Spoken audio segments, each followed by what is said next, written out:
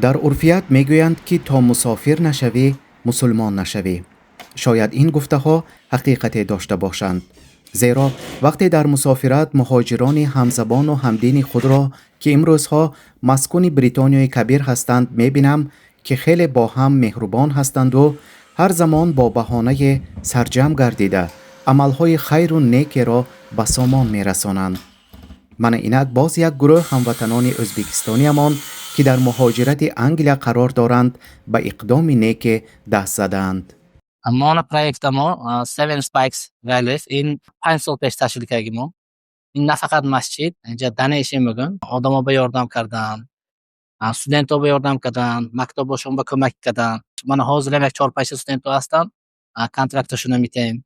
این نه فقط لندن با، نه فقط بیوک بریتانیا با، کدام دولتایی که محتاج هستن همون با حرکت میکنیم پوچینده فسوندن با. الله با. این حاضرچه یکم مسجد ما انشالله یکم مسجد من سال گذشته 24 نوامبر کلیتش گرفته. نیت ما خدا خواهد من بسیار تر گرفتن مسجد کمش همین انگلیس بیوک بریتانیا با این کمش به 100 مسجد نیت ها هست. پلان پروژه ما انشالله هست. حاضرچه من اینجا با اساسا کامیونیتی سنتر اینا گفتن شده اینجا نه فقط ازبکستان، تاجیکستان، قزاقستان، قرغیزستان، ترکمنستان، آسیا میانه هم ماشونا جمع شده جاشون تشکیل کردیم. مثلا ازبکستان تاریخش هم گذاشته شدنمون کلاس ها تشکیل کردنی دخترایی که اینجا به تولد شدن چه پستان چه وکدان ملی تمامی کردن او فوداتای یاد دادن. مقصد همین مچته حاضرچه من لیسانسش رو دادیم یا کرشته لیسانس تخمینا 8 تا 12 مهمرد آدم اجازه است من خیلی تمام کیسه من برادرام دا یاردم کیسه دوستام سن هر هفته شنبه یک شب من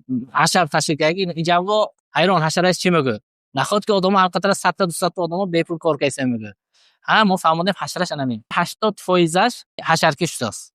طوری از گفته های مصاحبمان شنیدید در این موضعی که در قسمت جنوبی لندن جای گرفته است از جانب جمعیت آسیای مرکزی که سازمان دهندگانش سمرقندیان بریتانیای کبیر هستند یک مجموعه فرهنگی بزرگی را تشکیل کرده ایستادند که در این مجموعه مسجد کلان حجم برای زنان و مردان با گنجایش 1000 نفر، مرکزهای آموزشی فرهنگی و امثال اینها فعالیت خواهد راند.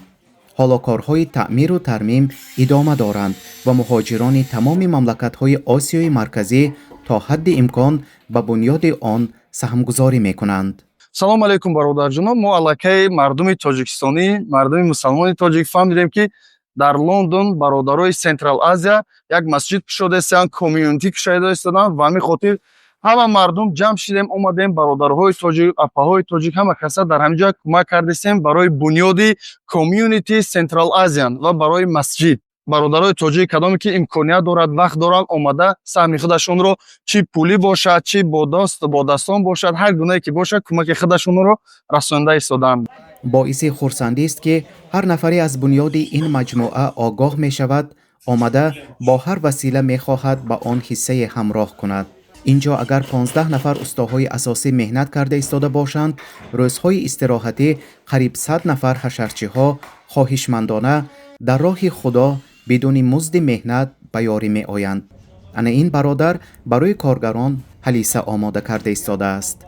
امروز حشرچی با لندن با مسجد با دیگه حشرچی با اوید انشالله هلیسه کرده دویسم انشالله عبادت و قوت میشد نصیب باشد. اینجا اونجا سانشته یادگیری دیدم و خدمت کردم اما یک جای جمع شده که اونارش کردی که مثل فینانس هر چیز یاردمده ایستادیم.